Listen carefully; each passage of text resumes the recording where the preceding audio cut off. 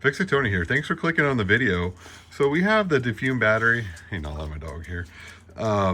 And these are super cheap, and everyone's reporting on them.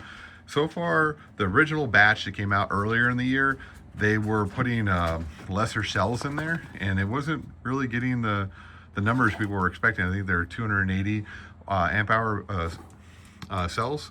And more recently, people are getting the better cells. They're getting the 314 or whatever. So I was like, okay, I need to pop this open because I'm building a 48 volt battery bank out of this. So the easiest way is to get yourself a chisel and just work it in the side here. And you want the flat side up. And you're just gonna hit it with a hammer a couple of times and just pry it. And then do it on the other side, just careful on the terminal side.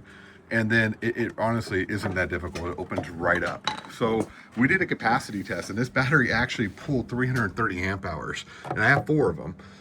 And we went ahead and opened it up because I wanted to see what battery cells it has in there. So it has 314 amp hour. I don't know if you can see it. Let's see if it can focus in here so you can see what I'm talking about. 314 amp hour EV cells. So pretty phenomenal. Big surprise, especially for the price point. We got all 4 batteries for $1,200. So you're getting 300 amp hours or almost 16 kilowatts of power for 1,200 bucks.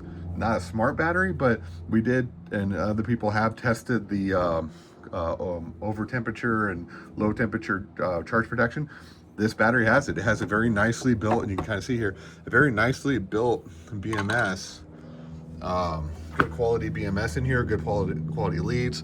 Were welded together. Some people are seeing a little bit of gapping, and what I've noticed is it's always been on the terminal side, and I see a little bit of gapping almost on every battery that they build. So I'm not sure if it's an issue with the swelling of the cells, or if it's actually just the way that they're manufacturing these.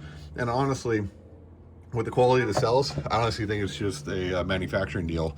If you're going to build a battery bank, buy them 4 at a time. And the way you know that they're in sequence, on that side and not that side, trying to find my number here. There's a number on here. Oh, there it is.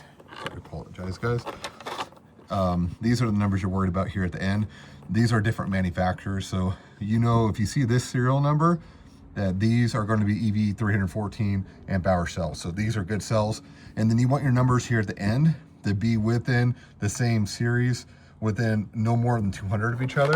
That means that these batteries will match each other. And I have 3 other of these batteries, which I've also confirmed have the EV cells in them at 314 amp hours. So you're actually going to overrate on these batteries, probably about 3 to 5%. Phenomenal deal, guys. If you haven't bought these, go ahead and buy them. If you open them up and you have the 280 watt hour cells in it, if you call them, they'll take those batteries back and they'll send you this one. So great deal so far. We're going to be putting this into our RV and adding it. We're going to do something a little bit different. We already have Chin's batteries in there.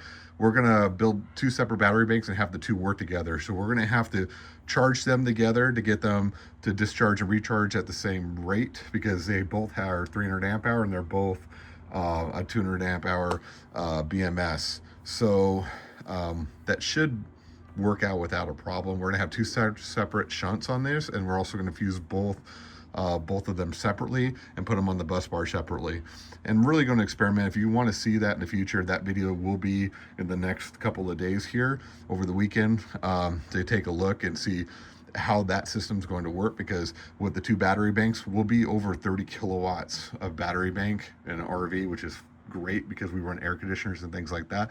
So we'll basically be able to run both air conditioners all day long. And really what we use it for is when we go from place to place, I don't want to run the generator unless I have to because fuel's expensive. We can use the batteries instead and the solar to sublet it and then charge once we get to the next place.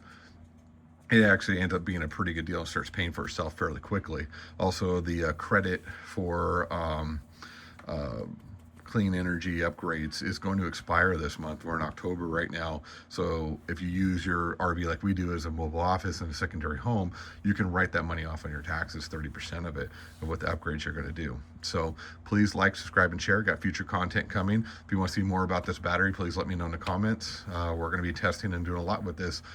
When you do open these up too, just quick note to yourself, please do it in the open air or wear a mask, because you never know when you open one of these up if one of the cells and electrolyte gets out. You do not want to be breathing that or getting it on your hands. So thanks again for watching. Like, subscribe, and share. Have a great day.